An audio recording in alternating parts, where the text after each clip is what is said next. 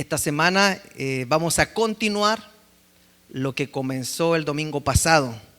El domingo pasado hablé sobre la gloria de Dios y el peso de la gloria de Dios. Y el título era una pregunta que se le hizo que algunos se sintieron incómodos. La pregunta era: ¿cuál es tu peso? Ahí algunos me mandaron de que se colocara una dieta esta semana porque les llegó el mensaje. Pero el peso de Dios, que es sinónimo de la gloria de Dios, la anchura de Dios, se entiende porque Dios es todo lo que vemos. ¿Ha escuchado la palabra cuando dice los cielos se llenan de tu presencia? Los cielos no pueden contenerte. El cielo es la tierra es el estrado de tus pies. Hablan de tamaños. Entonces, en el Antiguo Testamento, la palabra hebrea de gloria significa anchura, grosura, peso. Y cuando hablamos de Dios es imposible no asociarlo con lo grande que vemos, lo grande de los cielos, grande de la tierra, lo grande del cosmos, porque esa es la anchura con la cual podemos comenzar a entender la grandeza de Dios.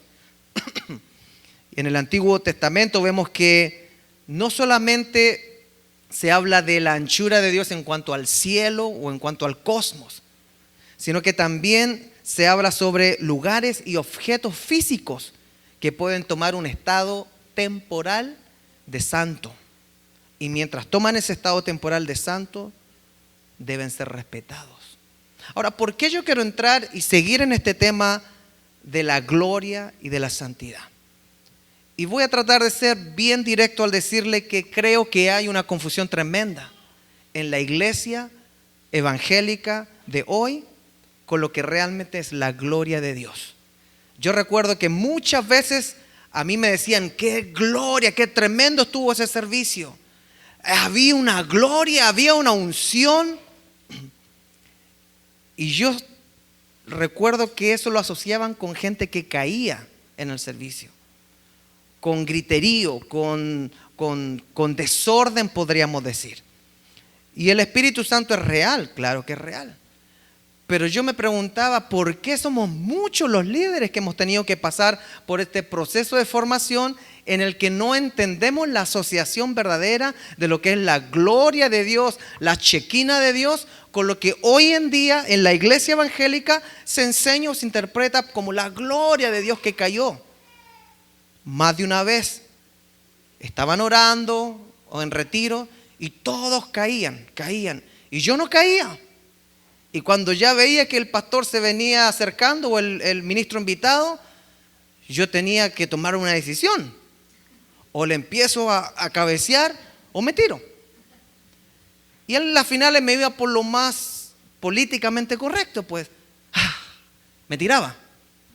Y una vez en el suelo uno como que abre el ojo, ¿no? Y empieza a mirar que todos los otros están ahí también, entonces ya está todo bien. La gloria de Dios, ¿no?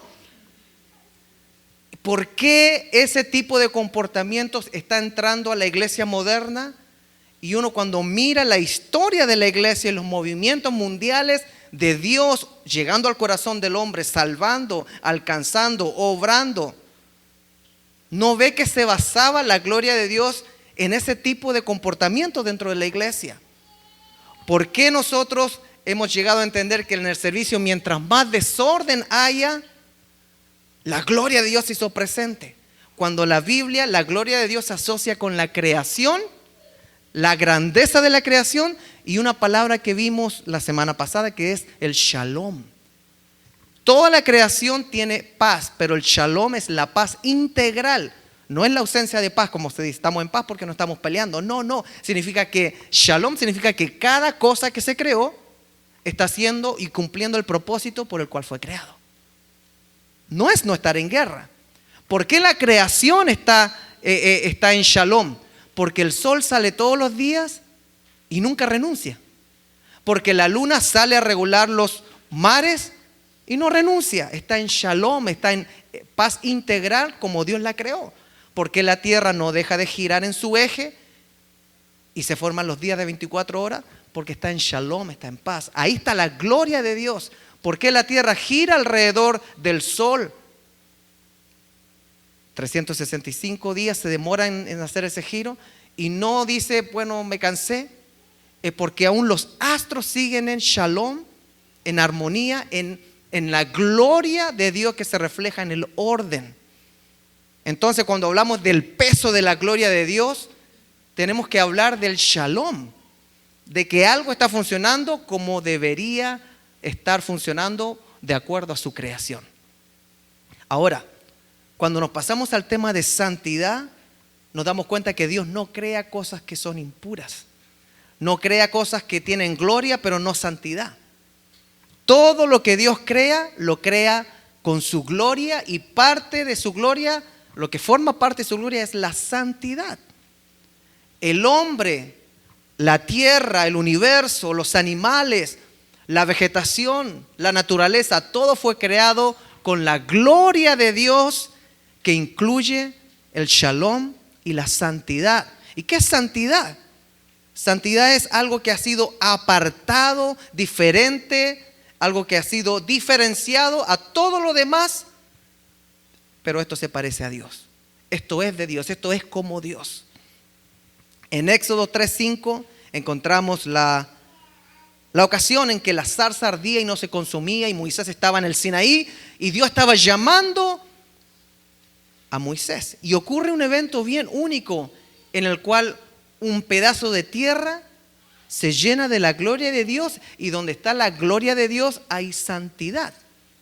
Y dice, entonces él dijo, Dios diciendo, no te acerques aquí, quítate las sandalias de los pies, porque el lugar donde estás parado es tierra santa. Durante todo el Antiguo Testamento vemos que parte de la creación, o a veces elementos, toman un sentido, una dedicación apartada para el Señor, y a eso se le denomina algo santo. Por ejemplo, el tabernáculo de reunión del pueblo de Israel en el desierto, el tabernáculo en sí era santo, era apartado, no era exclusivo para algo, y no se podía violar esa exclusividad. Y aún dentro del tabernáculo habían 3 divisiones de santidad, o sea, de exclusividad. Estaba el atrio, después estaba el lugar santo, y por último estaba el lugar santísimo. Y se iban ordenando en cuanto a la gloria de Dios en ese lugar. También podemos encontrar en el Antiguo Testamento que el templo, un templo, como alguien puede decir, esto es solamente construcción, un templo se transforma en un lugar santo. Los utensilios del templo se declaran santos. Y alguien puede decir, pero si eso es algo físico, pero cuando está cumpliendo el propósito divino por el cual Dios le ha asignado, se transforma en algo apartado, exclusivo, santo. E incluso el Sabbat, el día sabático, el día que se aparta y se santifica. O sea, hasta un día Dios le dice, esto también me lo apartan y va a ser santo. Todos los otros días son creación de Dios, tienen gloria, pero la santidad se asocia como con más gloria, porque ahora el día de Sabbat, lo que se hacía era dedicarse a contemplar la creación, Dios mismo, estudiar la palabra. Y aún así al pueblo de Israel se le llama pueblo santo en el Antiguo Testamento. Él se aparta, se hace un pueblo exclusivo y lo llama pueblo santo. ¿Era perfecto? Para nada. Ese es otro problema que tenemos nosotros, de asociar la santidad con la perfección. Pero la santidad es algo apartado para un uso único y exclusivo. Aún dentro del pueblo de Dios había una tribu que era más apartada, que era la tribu de los levitas, que eran los hijos, los descendientes de Aarón, los cuales se dedicaban al servicio del templo. Ellos no tenían heredad, no poseerás heredad, no tenían terreno, no podían. Todo lo que tenían venía de lo que se daba al sistema religioso que tenían ellos a través del templo. Entonces, cuando llegamos al Nuevo Testamento, nos encontramos con la misma realidad. En Primera de Juan, en Efesios, en Primera de Pedro, también se habla de algo santo, algo apartado. Quizás en el sentido ahora de caminar en santidad y caminar en luz. Pero ahora le habla a la iglesia, que somos nosotros. O sea, en consecuencia, en el Antiguo Testamento y en el Nuevo Testamento, el concepto de la santidad tiene que ver siempre con la cercanía y el propósito que Dios tiene con algo. O sea, cuando nosotros hablamos de algo santo, es la cercanía y el propósito que Dios tiene con algo o con alguien. Es alguien o algo que ha sido apartado para el servicio y cumplir los propósitos de Dios. Dios es literalmente apartado. Él es diferente a todo lo que nosotros conocemos. Dios es diferente a todo lo que hemos escuchado, a todo lo que hemos visto y a todo lo que podemos entender. Él es apartado. Nuestra mente no alcanza a entender ni a clasificar a Dios. Pero en la Biblia, Dios nos llama a ser más como Él. Sed santos porque yo soy santo. O sea, Él nos pide que seamos como algo que no se entiende ni conoce a cabalidad en la tierra. Y ese es el gran dilema de la lógica humana. ¿Cómo puedo ser más santo si en realidad no comprendo a totalidad lo que es Dios? Y a veces comienza el hombre a ayudar a Dios creando sistemas que parecieran ser santos. Y llegamos a esto de que el servicio fue tremendo. ¡Qué gloria! ¡Qué santidad!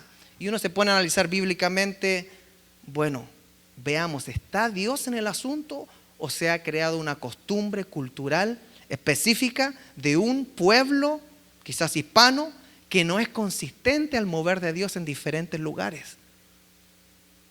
Es interesante que toda la perfección de Dios, que es la suma de los atributos de Dios, nunca tienen límites, ni se contradicen entre ellos mismos. Hay una frase que resume lo que es atributos de Dios. Y lo hemos estudiado anteriormente. Los atributos de Dios se dividen en dos grupos. Los que son compartibles, los que Dios comparte con nosotros, y los que son exclusivos de Dios. Pero hay una frase que resume lo que es la santidad de Dios, la gloria de Dios. Y en el Antiguo Testamento se le llama la hermosura de Dios. Cuando hablamos de la hermosura de Dios, o en el Antiguo Testamento habla de la hermosura de Dios, no es que le gustan los ojos azules de Dios, ni le gusta la mejilla, ni los labios de Dios. La hermosura es un contexto mayor que se expresa en la Biblia, que está hablando de todos los atributos que tiene Dios, y esos componen su santidad. Salmos 27:4 dice: una cosa he pedido al Señor y esa buscaré, que habite yo en la casa del Señor todos los días de mi vida. Estamos bien hasta ahí, pero ¿para qué? Para contemplar la hermosura, la delicia, dice otra versión, del Señor, y para meditar o inquirir en su templo. Contemplar la hermosura. ¿La hermosura de qué? Si a Dios nadie lo ve. Me gusta otra versión del mismo texto que dice: lo que pido de Dios, lo que más deseo, es el privilegio de meditar en su templo, vivir en su presencia cada día de mi vida y deleitarme en su perfección y gloria. ¿Qué pasó aquí? Apareció la palabra gloria. Hermosura, gloria, perfección, santidad, están describiendo los atributos que tiene Dios. La versión NTV: lo único que le pido al Señor, lo que más anhelo, hay pasión ahí, es vivir en la casa del Señor todos los días de mi vida, deleitándome en la perfección del Señor y meditando dentro de su templo. La única forma de entender la santidad de Dios es en relación a lo que estamos comparando, Dios mismo. Dios es la medida de comparación, y la hermosura de Dios es el resultado de la armonía que hay entre todas las características de Dios, los atributos, la trascendencia de Dios. No hay nadie más trascendente en la historia del universo que Dios. La gracia que ofrece Dios, el celo que tiene Dios. ¿A poco no sabía, pastor, que Dios es celoso? Sí lo es. La misericordia que tiene Dios. La inmanencia que tiene Dios. ¿Qué significa inmanencia, pastor? Significa que algo permanece por sí mismo, no es sujeto a que exista otra cosa. Se destruye todo el universo y se revierte el Big Bang, si es que hubiera existido, y ya no hay nada, Dios sigue estando intacto. Él es inmanente. la justicia, la compasión, la ira de Dios, el amor de Dios. Todo eso conforma la hermosura de Dios, la gloria de Dios. ¿Será que conocemos qué realmente es la gloria de Dios? Todos estos atributos funcionando en perfecta armonía lo declara a Dios como el único ser santo, Dios. Todo lo que nosotros interpretamos de acuerdo a lo que vemos, escuchamos y procesamos por la mente no tiene comparación a lo que Dios es en sí. Él es hermoso. Él es la suma de todos sus atributos, no tiene comparación, es una gloria indescriptible porque Él crea y comparte algunos atributos para nosotros. Hemos visto que Dios no tiene amor. Él es amor. Nosotros tenemos cualidades de Dios. Dios no tiene misericordia, Dios no tiene paz. Él es la fuente de la misericordia y la paz. De Él emanan todas las cosas. Nosotros somos los que tenemos o no tenemos. A eso se refiere: sed santos como yo soy santo. Ahora, la hermosura de Dios la podemos observar en tres categorías. Como le dije, hay atributos comunicables y atributos no comunicables. Pero la hermosura de Dios, la gloria de Dios, la santidad de Dios se basa en que Dios es el único, es único en su naturaleza. ¿Y cuál es la naturaleza de Dios? Pues aquí hay atributos que no se pueden transmitir. Solamente Él es omnipotente, o sea, todopoderoso. Solamente Él es eterno. Solamente Él es omnisciente. Él todo lo ve, todo lo sabe. Solamente Él es omnipresente, o sea, está en todas partes al mismo tiempo. ¿De qué otra forma vemos la hermosura, la gloria de Dios? Es que Dios es único en su carácter. Solamente Él es paciente, no es que tenga paciencia, Él es paciencia. Él es amor, Él es justo, Él es bondadoso, Él es misericordioso. Eso sí nos transmite a nosotros. Y cuando nosotros comenzamos a tomar esos atributos, comenzamos a participar de la gloria de Dios. Entonces cuando una persona dice: wow, la gloria de Dios tremenda, me estás hablando de que en ese lugar hay amor, hay justicia, hay bondad, hay misericordia, hay paciencia. ¿O de qué me estás hablando? De personas que caen en el suelo. Y cuando se van a sus casas, si colocaran una cámara, se vería que deja mucho que desear su vida. No, es que tremenda gloria de Dios. Me parece que necesitas corregir tu enseñanza de lo que es la gloria de Dios. Tercero, Dios es el único en su obra y función. Dios es único. Nadie puede hacer lo que Dios ha hecho. Él creó el universo, el cosmos, la naturaleza. Él creó todo ser viviente. Él creó los animales, creó los cielos, la tierra. Él creó al hombre respirando al sexto día en su nariz. Él es el creador. Pero no solamente Él crea, Él sustenta la creación. Por más que traten de investigar cómo se creó, la pregunta es: ¿por qué se mantiene la creación? Hablaba anteriormente, ¿por qué ya no vino un meteorito y destruyó la tierra para siempre? ¿Por qué no ha desaparecido la población mundial? ¿Por qué todos los astros mantienen su lugar preciso? No se pueden mover nada. ¿Por qué el sol no se ha calentado más de lo que pudiera calentarse y fundir la tierra? ¿Por qué el hombre no ha sido exterminado por un virus y se acabó todo? ¿Por qué hay armonía? ¿Por qué hay shalom? Shalom entendiéndose como la armonía integral de la creación de Dios. ¿Por qué? Porque la gloria de Dios llena todo lo que Él creó. Pero no solamente Él crea y sustenta, sino que Él redime, recrea. Y Él ha prometido recrear la tierra y recrear lo que nosotros conocemos como cielo y tierra. El cielo y la tierra en su forma actual pasarán, mas su palabra nunca pasará. Ahora, con todo esto dicho, debemos recordar que el Antiguo Testamento y el Nuevo Testamento nos piden lo mismo: sed santos porque yo soy santo. Apartado, ser exclusivo. Ahora, eso lo podemos encontrar en Levítico 27 en el Antiguo Testamento, resumiendo todo el Antiguo Pacto, cuando decía: ustedes deben consagrarse a mí y ser santos porque yo soy el Señor su Dios. Y en el Nuevo Pacto, el Nuevo Testamento, 1 Pedro 1, vuelve a decir, pues está escrito, sean santos porque yo soy santo, ya que invocan como Padre al que juzga con imparcialidad las obras de cada uno. Vivan con temor reverente mientras sean peregrinos en este mundo. La evidencia de que una persona tiene la gloria de Dios en su vida no es cómo se cae, sino cómo camina en este mundo. Iglesia, amada iglesia de Cristo, si quieres dejarte impresionar por la chequina de Dios, si quieres dejarte impresionar por la gloria de Dios, mira cómo camina una persona para ver si anda en shalom, para ver si anda caminando con la gloria de Dios en la forma en que vive y da testimonio. Jesucristo no vino a tirarse al suelo ni a armar convocatorias donde todos caían. Jesucristo vino a caminar y a enseñar el mensaje de las buenas nuevas de salvación. Y nunca se quedaba en un lugar. Cuando se armaban multitudes grandes, Él más se alejaba.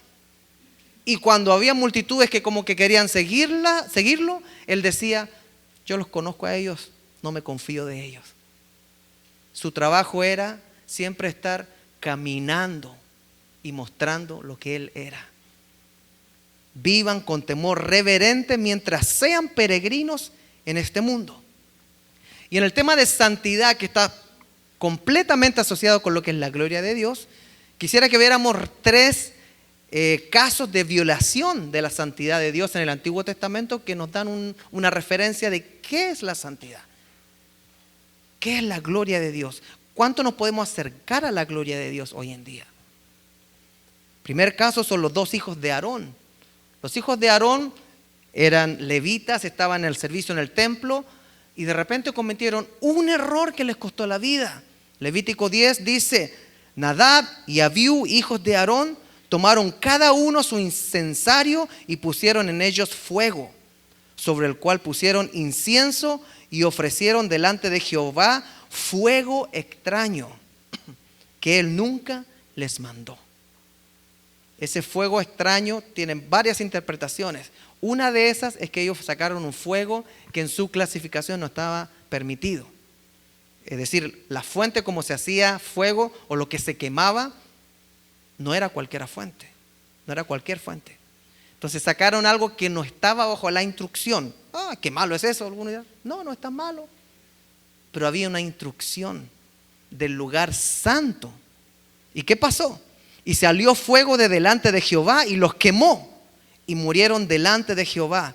Entonces dijo Moisés a Aarón, esto es lo que habló Jehová diciendo, en los que a mí se acercan me santificaré y en presencia de todo el pueblo seré glorificado. Uno se pone a pensar, bueno, ¿era necesario que 2 hijos de Aarón murieran calcinados?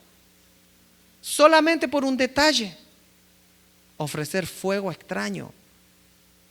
Algunos dicen que quizás ese fuego o el material que utilizaron era pagano. Y uno se pone a pensar, bueno, ¿y qué es la santidad de Dios? Estamos hablando de algo serio, entonces estamos hablando de algo que hay que tener cuidado cuando nosotros mencionamos la santidad de Dios. Bueno, sigamos tratando de entender. Ejemplo 2, los hombres que miraron dentro del arca del pacto. Fíjese que el arca fue llevada cautiva por los filisteos. Estuvo 7 meses en terrenos filisteos. Y cuando estuvo el arca del pacto, el arca de Jehová, como tesoro de batalla, en ese lugar comenzaron a salirle tumores a las personas. Y por miles comenzaron a morir. Y la pescaban de una ciudad, la llevaban a otra, lo mismo. Hasta que los filisteos se dieron cuenta y le preguntaron a sus adivinos, ¿qué debemos hacer?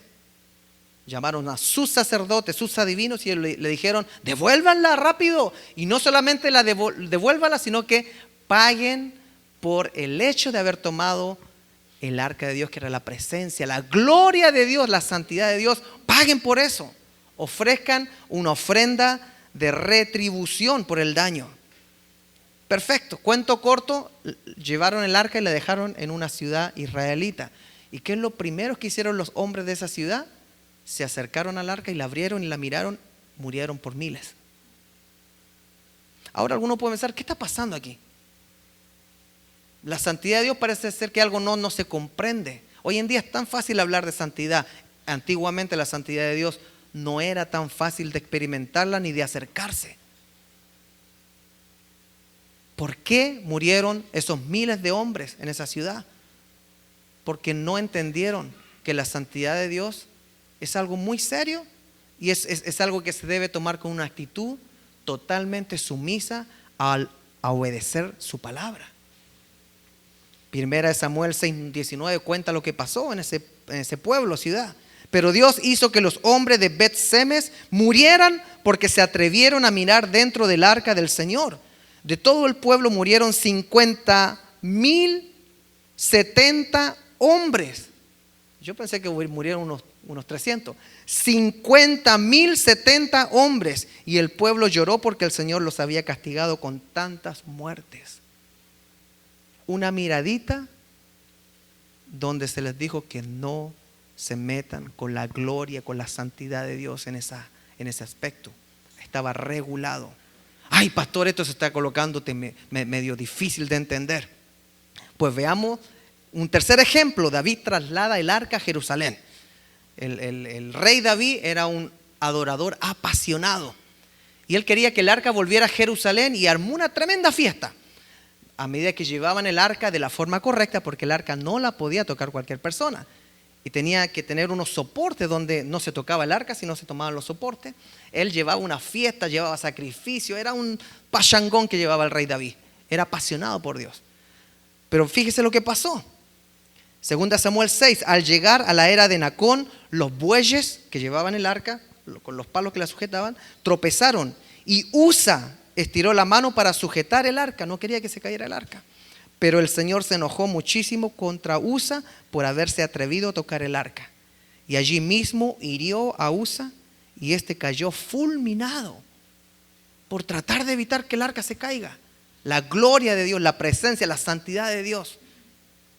¿Qué es eso? Todos estos casos y otros que hay nos muestran una sola cosa: que nadie puede ser santo si no hay una forma accesible de entender la santidad de Dios. Ahora, todos en el Antiguo Testamento fallaron, por eso llegó un nuevo pacto. Porque Jesús vino a transformarse en puente de santidad, en puente de gloria. Él vino a hacerse la forma en que nosotros ahora sí podíamos acercarnos. Lo que antes se pagaba por acercarse, ahora sí nos podemos acercar, porque Él pagó el precio de ser el cordero inmolado, sacrificado, para que nosotros tengamos entrada libre al lugar no atrio, que era la salida del tabernáculo, no al lugar santo, que era el intermedio, sino que al lugar santísimo, la misma presencia de Dios, donde está la gloria de Él. Ahora, ¿qué hacemos con esa puerta que se abrió? Ahora tenemos chipe libre, decimos en Chile. Podemos hacer lo que se nos da la regalada gana. Podemos declarar que en un servicio bajó la gloria de Dios. Podemos declarar de que donde suceden cierto tipo de eventos, wow, la gloria de Dios se manifestó. Podemos creerle o seguirle el jueguito a personas que se dicen ser ministros y cuando uno se lo encuentra empiezan a hablar tontera y media que no realmente se alinea a lo que es la palabra del Señor. Yo a veces me he encontrado con personas que me van a saludar por primera vez. No, este hermano, sí, un ministro de Colombia. Y uno va, ¿cómo está? Y agarra la mano, oh, cielos abiertos, y acá la gloria. Y uno dice, pero se me está enfriando la comida, que pare. Y empiezan y le dan vuelta. Y uno dice, pero este hombre, ¿qué le pasa? Y uno se pregunta, ¿caminará bien con el Señor? ¿Su esposa me puede dar un buen testimonio de él? ¿Me puede dar un buen reporte de cómo es como esposo, como papá? ¿Su pastor me puede dar un buen reporte donde él vive una vida en orden, en shalom, con todos los propósitos que un hombre tiene? ¿Que eso es la gloria de Dios? Ah, pastor, ahora estoy entendiendo un poco. O sea, la gloria de Dios es que haya un shalom integral en una persona o en una congregación. Exacto. No es el show, sino es la forma en que nosotros caminamos como personas, como familia, como congregación. Es la forma en que hacemos todo en armonía con el propósito con el cual Dios nos llamó. Pero si lo adjudicamos a solamente un evento, vamos a quitarle gloria y santidad a las cosas que Dios llamó santas. ¿Cuántos de nosotros piensan de que el matrimonio es santo? Voy a ir más allá, ya que aquí tienen oídos santificados, ¿no? ¿Cuántos piensan de que la cama en el matrimonio es santa? Ay, pastor, pare. ¿El lecho matrimonial donde un hombre y una mujer será santo o no? Donde consuman su compromiso. Pues la palabra nos llama de que es santo el lecho sin mancilla. ¿Habrá alguno aquí que sale de su habitación diciendo, la gloria de Dios descendió a ese lugar? No, porque eso lo separamos. La gloria de Dios desciende en la iglesia cuando las hermanitas se caen. La gloria de Dios desciende en el servicio cuando lloran las personas. Puede que el Señor esté tocando, pueden haber emociones que están surgiendo, pueden que personas no se están arrepintiendo, pero se sienten redarguida, sienten remordimiento, puede estar pasando eso, pero la gloria de Dios es algo integral en la vida de nosotros. No podemos experimentar la gloria de Dios en la iglesia y que no haya consistencia en nuestra vida, donde no haya shalom en todo lo que Dios nos ha llamado a hacer. No sé si me estoy explicando, no sé si me estoy dando a entender. Veamos dentro de la iglesia el nuevo pacto, ejemplos recordatorios en el Nuevo Testamento de la santidad de Dios. Ananías y Zafira. Fíjese que hay un hecho aquí que se narra cuando los apóstoles estaban organizando la iglesia en Jerusalén. ¿Se acuerdan de que la última oración que hizo Jesús por su iglesia fue hazlos uno? Así como tú y yo somos uno. Pues esa oración se cumplió en Jerusalén solamente, pareciera. Y miren lo que pasó. Empezaron a vender sus propiedades, empezaron a vender sus posesiones y las traían a los pies de los apóstoles para que cubrieran las necesidades de todos los hermanos. Eso ocurrió solamente en Jerusalén. Acuérdense, las cartas que Pablo escribe no era el mismo caso. Habían iglesias que eran súper mezquinas. Pero esto vamos a leer a Jerusalén lo que ocurrió ahí. Pero un hombre que se llamaba Ananías, junto a Zafira, su mujer, vendió un terreno y con el consentimiento de ella sustrajo algo de dinero que recibió.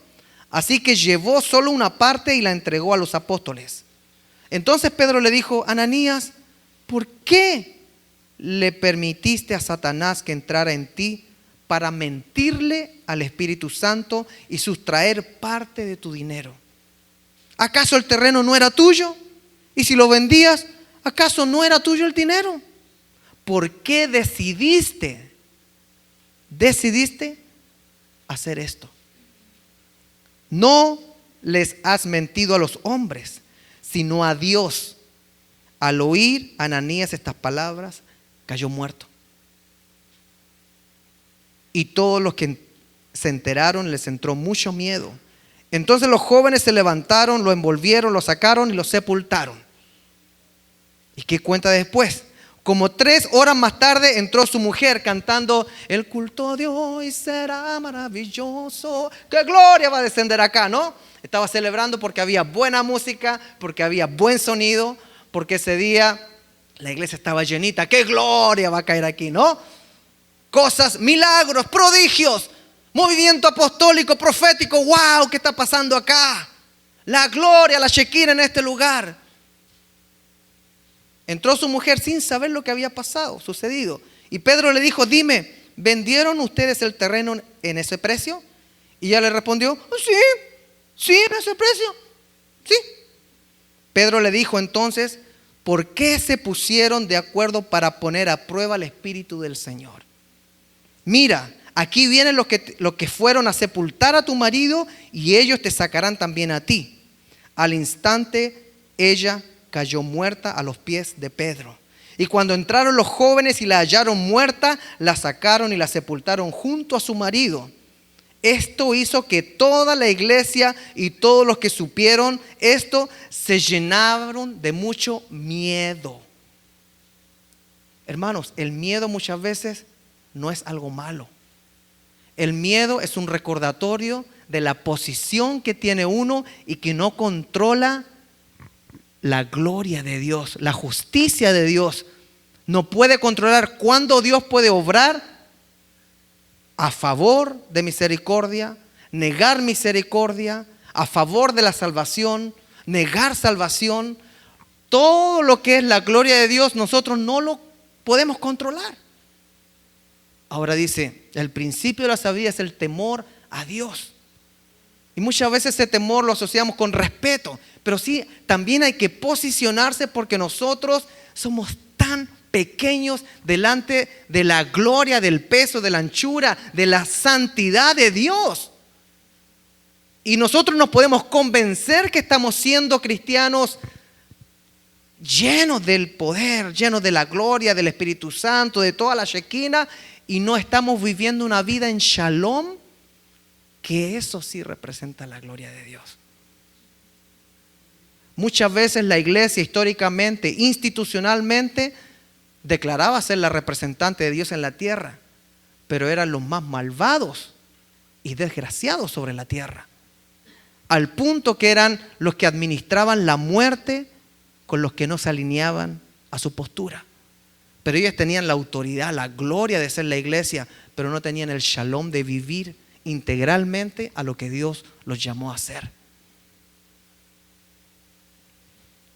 Si nos ponemos a pensar lo que sucedió aquí, es muy difícil entender bajo un razonamiento humano por qué murió Ananías y Zafira. ¿Por qué a ellos no se les perdonó esa mentirita? Si hay otras mentirotas que suceden dentro de la iglesia. Hay pastores, hay apóstoles, hay profetas que hacen la de Kiko y Caco y no mueren. ¿Por qué uno sí y por qué otro no? La respuesta es muy sencilla, porque Dios es soberano. No podemos establecer cuándo Él hace justicia y cuándo Él da misericordia, porque nosotros debemos ubicarnos de que la gloria de Dios es tan inmensa que nunca la vamos a poder entender con nuestros propios encajonamientos del Evangelio. ¿Por qué no morimos cuando decimos entregar a Dios el diezmo, pero estamos dando migajas? Traje mi diezmo, dicen algunos. Y uno sabe que están mintiendo. Pastor, no fui a la iglesia porque... Y me largan una historia y no caen muertos. Y yo, al igual que Pedro, le digo, pero ¿por qué me mienten si tienen el derecho a decir toda la verdad? Y yo no me... ¿Quién soy yo? Pero me han matado a la abuelita no sé cuántas veces, la mamá pasa enferma, el carro no sé qué, aquí y allá. ¿Por cuál es la necesidad de mentir? Es cuando nosotros le perdemos el temor a la gloria de Dios y hacemos como algo tan común, como algo tan ordinario, lo que realmente debería ser santo. ¿Qué cree usted que valora más a Dios? ¿Que uno venga a la iglesia y levante las manos, se dé vuelta y haga todo? ¿O que simplemente no mienta? Que sea una persona transparente, no de dos caras, sino de una cara. Pues déjeme decirle que hay un montón de ministros mentirosos que dicen portar la gloria de Dios y solamente son sepulcros blanqueados, que no se puede ver los atributos de Dios en ellos, porque cuando se le coloca la lupa, uno se da cuenta que no hay shalom en ellos. Pregúntenles a sus esposas sobre el testimonio de ellos. Pregúntenle a sus hijos cómo ellos son como padres. Pregúntenle al pastor de ellos qué testimonio tienen dentro del pueblo de Dios. Ay, pastores, que usted está entrando en un tema que ya se me complicó, porque ¿cómo nos vamos a creerle a los profetas, a los operadores de milagros, de prodigios, de sanidades? Bueno, ¿y qué dijo Jesús? Muchos en aquel día me dirán, en tu nombre están enfermos, en tu nombre eché fuera demonios, en tu nombre hice milagros. ¿Y qué les va a decir el Señor? Yo no estaba metido en eso. Yo no estaba ahí, nunca te conocí. Pero si ocurrieron los milagros, ¿quiénes son los que se acercan a Dios sino los de recto corazón? ¿A quiénes conoce el Señor? A los humillados y quebrantados, a los de corazón abatido, a los de espíritu pobre, pobres en espíritu. O sea que siempre necesitan más de lo espiritual de Dios, no en lo que obran las señales. Los atributos de Dios son los que demuestran la santidad que nosotros podemos tener. Vuelvo a repetir, analicemos a la persona. Si es portador de la gloria de Dios, en los atributos de Dios que carga en ella. Si nos ponemos a pensar cuántas veces los hermanos y hermanas mienten, incluidos nosotros, les daríamos gracias a Dios porque no hemos caído muertos todavía como Ananías y Zafira. ¿Cuánto le dan gracias al Señor por haber pasado esa mentirita sin ser fulminados? Porque aquí el único que ha mentido ha sido el pastor. ¿Cuántos le dan gracias a Dios por mentir cuando dan y no dan? Mire, Dios no necesita su dinero ni mi dinero. Partamos por eso. Dios nos da la oportunidad de madurar y entender lo que vamos a hacer en la tierra para que después demos cuenta de lo que hicimos. Así de simple. Mío es el oro y la plata, dice el Señor. Él es el creador de todo. Pero por alguna razón el dar y el comprometerse es una prueba de la forma en que nuestro corazón va a vivir. Santo o no santo, pero nunca mintiendo. ¿Cuántos dicen amén? Por eso creo que cuando Dios nos llama a ser santos, o sea, apartados para Él, Él está consciente de nuestras capacidades. Sabe que nosotros no somos perfectos. Por eso a veces Él nos da la capacidad de poder cometer esos errores que son burlas. Verdaderamente son burlas a Dios. Pero Él también nos sigue diciendo, sed santos, porque yo soy santo. O sea, Él conozco quién eres, conozco tus obras, le dijo, ¿no? A la iglesia. Él conoce nuestras obras, pero yo tengo un llamado de atención para ti. A los que quieran entender más este pensamiento, vayan a Apocalipsis. Las cartas a las iglesias. 7 iglesias. Partí diciendo, yo te conozco. Y de ahí comienza a decir lo que eran. ¿Por qué? Porque Dios es tan misericordioso que nos da tiempo. Pero cuidado, que Él dio estos ejemplos donde cuando se pasó un poquito o de repente se nos olvidó que Él es santo, Dios tomó cartas en el asunto.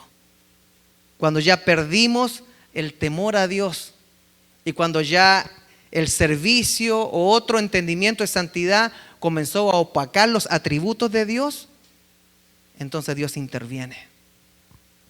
Otro ejemplo en la iglesia primitiva del Nuevo Pacto es la cena del Señor y la enfermedad que habla el apóstol, de la cual estaban sufriendo en esa iglesia. 1 Corintios 11 dice, hablando de la cena del Señor, o lo que se conoce como la Santa Cena. Pero la Santa Cena no es santa porque los que participan no son santos, sino son perfeccionados, somos pecadores. Entonces, en la cena del Señor donde participan justificados. Los títulos en la Biblia no los colocaron los apóstoles. Las divisiones de los capítulos, los versículos no existían. Eso se ha hecho muchos siglos después. Debemos tener mucho cuidado cuando leemos un título, porque muchas veces es solamente la forma de separar algo, pero no es la intención original. Entonces, 1 Corintios 11 dice, por lo tanto, cualquiera que coma el pan y beba de la copa del Señor de manera indigna, será culpable de pecar contra el cuerpo y la sangre del Señor. Más claro, echarle agua. A ver, veamos de qué se trata. Así que cada uno debe examinarse a sí mismo antes de comer el pan y beber la copa. O sea, no es que está excluyendo, está llamando a examinarse. Porque el que come y bebe sin discernir el cuerpo, come y bebe su propia condena. Por eso hay entre ustedes muchos débiles y enfermos. Incluso varios han muerto.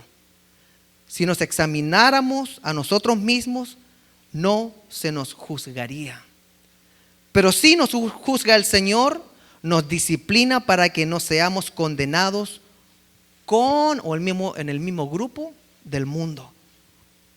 Esta narración o explicación se ha manipulado mucho en las iglesias evangélicas y se trata de presentar como un asunto de culpabilidad, donde se llega incluso hasta a enseñar o decir que lo peor que puede pasar es que si pecas no participes de la cena del Señor. Eso no lo dice el texto. El texto lo que está diciendo es que si sabes que eres pecador, como todos lo somos, ponte a cuentas y date cuenta que estás pisando tierra santa. Estás a punto de, tienes que quitarte las sandalias porque ya estás metido en eso. Yo no sé a cuánto les pasa, pero cuando yo en esos años estaba en pecado y venía a la Santa Cena, no había dónde meterme para no tomarla. Y empezamos a pasar, yo no empezaba así como, voy para el baño para que nadie se dé cuenta. Y daba la vuelta y la conciencia como que le decía y acá, en vez de entender de que Dios le dijo a Moisés, hey, quédate acá, pero date cuenta que esté en un lugar santo, quítate las sandalias. Toma conciencia de dónde estás. Y en el Nuevo Testamento le está diciendo a la iglesia de Corintio, examínate. ¿Por qué? Porque habían dos cosas que estaban pasando en Corintio. Una, los ricos llegaban a comer, que era la Santa Cena o la Cena del Señor que se hacía, era una comida. Y dejaban a los pobres sin comer. De eso habla ese capítulo, de la diferencia entre ricos y pobres dentro de la iglesia, donde se ponían a comer y emborracharse dentro de la iglesia, delante de los pobres que no tenían con qué. Y el apóstol Pablo les da un consejo: coman en sus casas.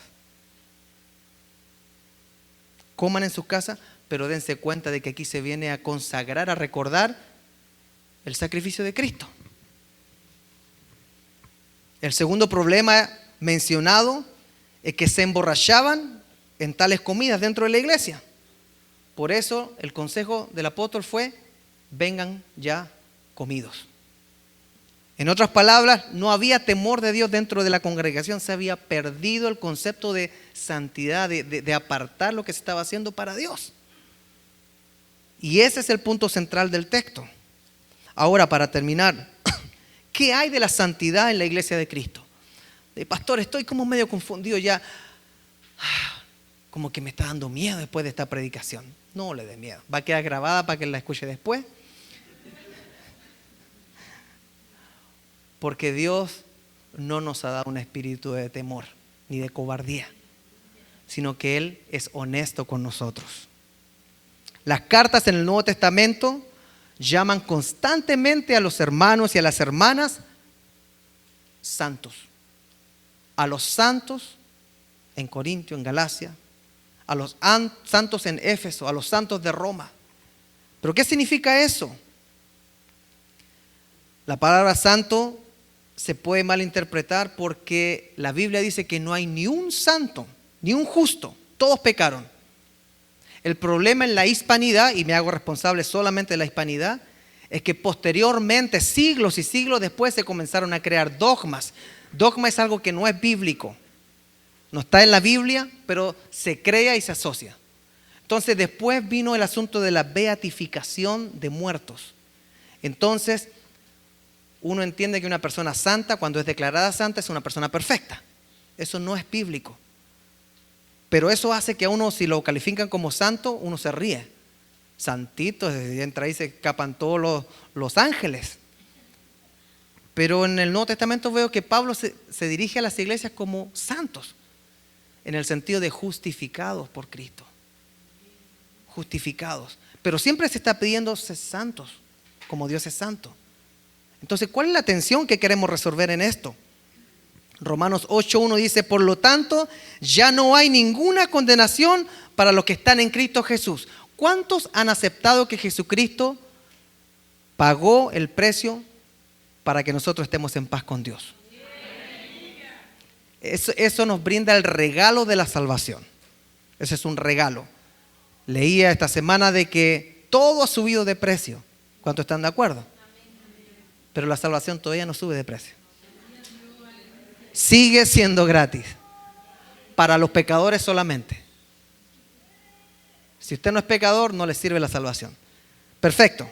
Entonces, No hay condenación para los que están en Cristo Jesús. ¿Cuántos de aquí entienden de que no hay condenación para nosotros? Pero ¿qué dice el versículo 5 de Romanos 8? Los que están dominados por la naturaleza pecaminosa piensan en cosas pecaminosas, pero los que son controlados por el Espíritu Santo piensen en las cosas que agradan al Espíritu. O sea, está hablando de la forma en que nosotros nos dedicamos a vivir, de la forma en que nosotros somos tentados, de los vicios, de las malcriadeces que teníamos de antes. Yo le voy a decir una cosa y lo repito. Si usted se casó, cásese para ser feliz a quien tiene al lado. No se case para tener hijos, no se case para ser señora o señor, no se case para hacer lo que podría haber hecho soltero quizás. Hay muchas madres solteras, padres solteros, pero los casados son un solo cuerpo porque pasan a ser, lo que dice Pablo, dedicados a su hombre o dedicados a su mujer. Ni siquiera puede dedicarse completo al Señor. Por eso el apóstol dice, buena cosa sería que no se casaran para que se dedicaran solamente a Dios en cuerpo y alma. ¿Y qué pasa ahora?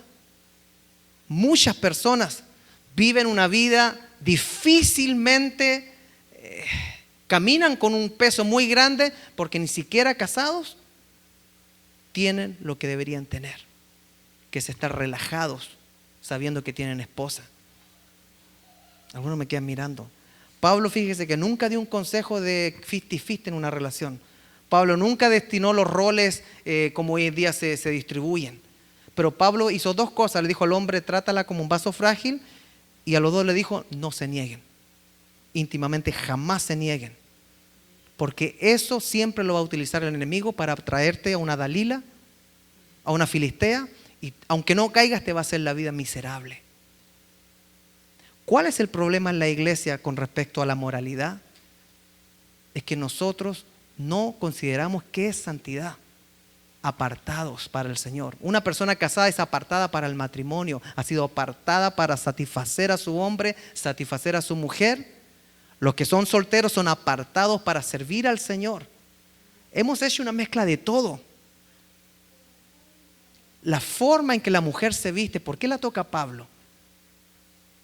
Yo pienso que muchas mujeres no tienen culpa en su corazón, pero la iglesia está llena de hombres que están tratando de vivir de manera que le agrade a Dios, pero muchas no cooperan. Y la palabra dice que debemos no ser piedra de tropiezo para los demás. Y uno entra a estos lugares donde hay una shekinah y un poder tremendo y santidad, y uno se pone a mirar la vida de las personas, se pone a mirar su conducta, se pone a ver cómo son en realidad. Y dice, ¿hay gloria de Dios en eso? ¿Hay shekinah? ¿Hay paz en cómo están viviendo? La parte económica de las personas está en paz. ¿A poco las finanzas pueden estar en paz? Pues claro que sí. Dios da principios bíblicos para vivir y uno los repite y la gente, si no los toma, cae en desgracia. ¿Y a poco tengo problemas con mis hijos porque tampoco tengo la shekinah, que es la paz, el shalom, en cómo criar los hijos? La Biblia también habla de cómo criar los hijos, habla de disciplina. Habla de criarlos, pero no sometiéndolos a que se enojen o que se asperen, pero estando presente porque el padre que ama a su hijo lo disciplina. Y hay muchos proverbios que nos enseñan a vivir en la gloria de Dios. Pero eso no nos interesa aquí hacer un show en el culto. Iglesia Creekside no está llamada a hacer ningún show. Iglesia Creekside debe ser reconocida por la forma en que vivimos en armonía con el llamado que Dios nos dio. Mira esa persona, la hermana que va calladita ahí. No, esa persona es una persona justa. ¿Por qué dices eso? Porque una vez cuando me hicieron esto, ella actuó con verdad. Ella hizo lo correcto. Ella muestra algo que otros no hacen. Esa persona, ese hermano, quizás es calladito, pero él siempre ha estado ahí. No para criticarme, sino para aconsejarme de una manera bíblica. ¿Estamos entendiendo lo que es la gloria de Dios? la paz, el shalom integral de Dios. Yo quisiera ver familias llenas de la gloria de Dios. ¿Y qué significa eso? Que el hombre cumple el rol que se le otorgó, que la mujer cumple el rol que se le otorgó, que los hijos cumplen su rol, que no hay desarmonía. Porque el rol del hombre y la mujer es bien claro. Fructificaos, o sea, salgan adelante con su proyecto de vida juntos y multiplíquense.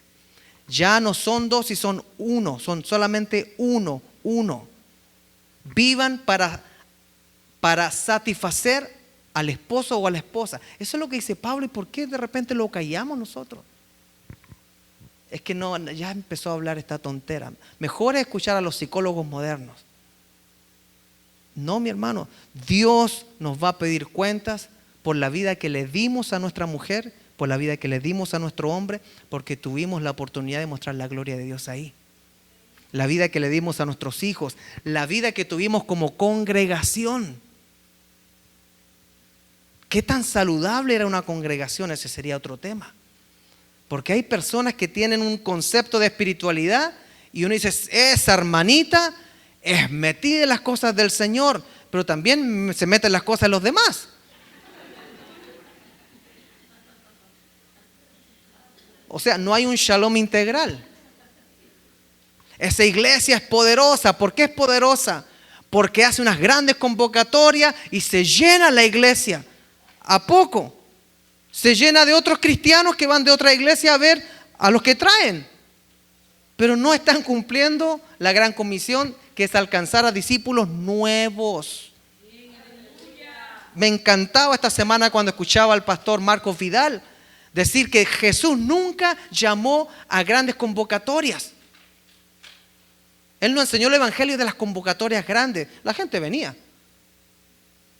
Pero después de la alimentación de los 5,000 o de los 3,000, Él no dijo, nos está yendo bien, vamos a seguir haciendo esto. Se fue de ahí y siguió pescando con caña de un pez, uno por uno. Como dijo el pastor Marco Vidal, quizás el Señor nos llamó a nosotros a pescar con caña, uno por uno, por año, uno por año, pero ni eso hacemos. Ni eso hacemos. Pero la gloria y la shekinah de Dios en los servicios está tremendo, está bueno, está fuego aquí, pastor. Hay fuego. Fuego a lo mejor porque no estamos comprometidos en santidad y estamos comenzando a sentir el infierno. Pero la santidad de Dios es simplemente estar en shalom con lo que debemos hacer como cristianos. No es bíblico, pero se dice de que muchas iglesias se van a ir completitas al infierno. Porque dentro de todas sus actividades, Jesucristo, el Espíritu Santo, nunca estaba reflejado en sus vidas interiores, en su shalom integral. La gloria de Dios era una cosa relacionada con lo que sucedía en el templo, pero en su hogar, en su trabajo, en sus decisiones personales, en su billetera, en sus aventuras para salir a otras partes, en todos los planes que hacían, la gloria de Dios no estaba. No había un balance, no había una vida que demostrara que esta persona tenía el shalom integral. Así como la creación sigue haciendo lo que Dios le dijo que hicieran, nosotros seguimos yendo a la iglesia llamándonos cristianos, pero no hacemos lo que Dios nos dice. Muchas veces, a tiempo inmediato, pareciera que muchos se burlan de Dios. No, si no pasa nada, sigue haciéndolo, nos dice el angelito que tenemos acá. No, muchos se quejan, los pastores hacen esto otro acá y no les pasa nada. Cuidado, cuidado. Quizás en el tiempo inmediato no está pasando lo que le sucedió a Ananías y Zafira o a lo que sucedió, los ejemplos del Antiguo Testamento. Pero Dios siempre va a aplicar justicia porque Él no puede ser burlado. Ahora, ¿qué significa eso? ¿Que debemos tener miedo? ¿Debemos tener esta reacción de pánico? No, debemos recordar que Dios nunca rechaza un corazón quebrantado, un corazón arrepentido, un corazón humilde. Pero si ese corazón deja de quebrantarse, deja de presentarse de forma humilde, deja de presentarse de forma arrepentida, cuidado con lo que nos puede pasar. Amada iglesia Creekside, cuando Dios hace justicia, no es un asunto de nosotros. Nuestro asunto es cuando nosotros comenzaremos a comportarnos como Dios nos pide que nos comportemos. ¿Y de qué forma? Es de una forma apartada, conforme a como Él es, a sus atributos. Termino diciendo que los maestros judíos enseñan de que dentro del pueblo, cuando Dios castiga, es temporal y lo hace para que uno se salve. Eso da a entender de que dentro de la iglesia, cuando Dios nos coloca en disciplina, nos llama a orden, es porque nos ama. Pero cuando Dios castiga a los que están fuera del pueblo de Dios, es para castigo eterno. ¿Notan la diferencia? Vivimos en un tiempo en que la iglesia declara que la gloria de Dios está en los púlpitos, pero la santidad, que es tener los atributos de Dios en nuestra vida personal, está ausente. Entonces Dios necesita a su iglesia llamarle la atención. Por eso muchos están enfermos, por eso muchos están padeciendo e incluso muchos han muerto. No han perdido la salvación, no dice eso, pero han muerto porque le está llamando la atención a la falta de santidad. Proverbios 3:12 dice, porque Jehová al que ama castiga. ¿Cómo le cae eso a usted? No, a mí me gusta el versículo, Dios es amor y fuego consumidor. Porque Jehová al que ama castiga, como el padre al hijo a quien quiere. Hebreos 12 dice lo siguiente: porque el Señor disciplina a los que ama y azota a todo el que recibe como hijo. Lo que soportan es para su disciplina, pues Dios los está tratando como a hijos. Porque ¿qué hijo hay a quien el Padre no disciplina? Si a ustedes se les deja sin la disciplina que todos reciben, entonces son bastardos y no hijos legítimos. Después de todo, nuestros padres humanos nos disciplinaban y los respetábamos. ¿No hemos de someternos con mayor razón al Padre de los espíritus y viviremos? En efecto, nuestros padres nos disciplinaban por un breve tiempo, como mejor les parecía. Pero Dios lo hace para nuestro bien. Y termino con esta frase: a fin de que participemos de su. ¿A poco? Cuando Dios nos disciplina, es para que realmente nosotros participemos de su santidad. ¿Cuántos quieren que Dios los discipline si se trata de santidad? ¿Qué le parece si le pedimos al Señor, cerrando sus ojitos, que el Señor nos abra los ojos en este tema?